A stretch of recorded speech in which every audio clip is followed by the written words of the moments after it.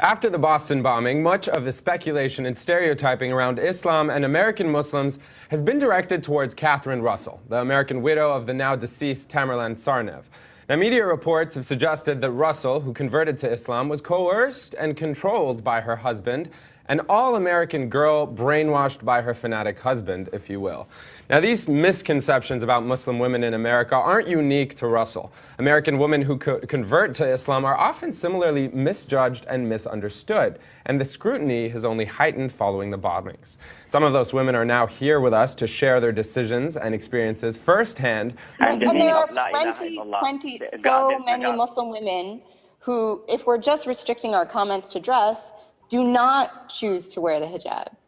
Yes. Whether or not, like, honestly, choosing to wear the hijab makes your life more difficult. It's a way in which you experience more prejudice. Based on a desire, if you will, to please God and only God. He should be foremost in your life. And really, I started wearing the hijab before I even made my shahada and decided to become Muslim. For me, I come from a background where unfortunately I was abused early on in my life. And for me, the hijab was a way, it gave me my self-confidence back. It gave me my self-worth back.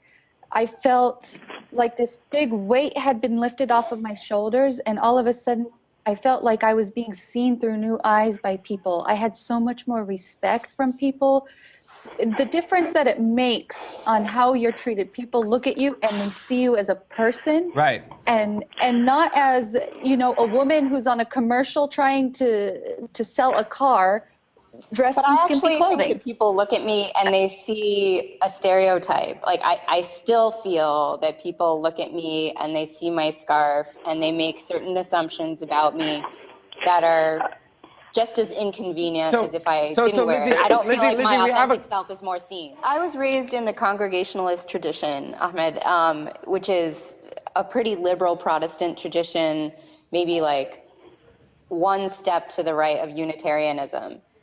So I wasn't raised in a very Trinitarian church to begin with.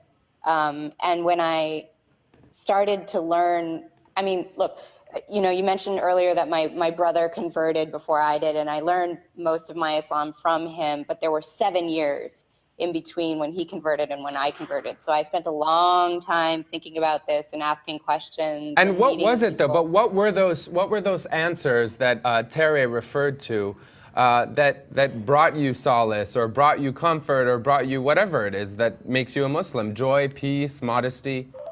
So I think what I wanted for myself was a more intimate and visceral relationship with God than what I felt my home church offered me.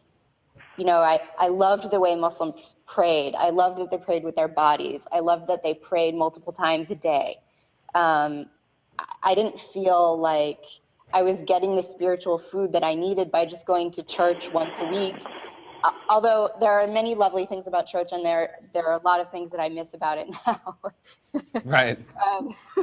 It's very different. And so for me, you know, I really wanted what I felt like, you know, was like a direct line to God all the time. And I felt like Islam offered that, and I felt like the theology was just beautiful.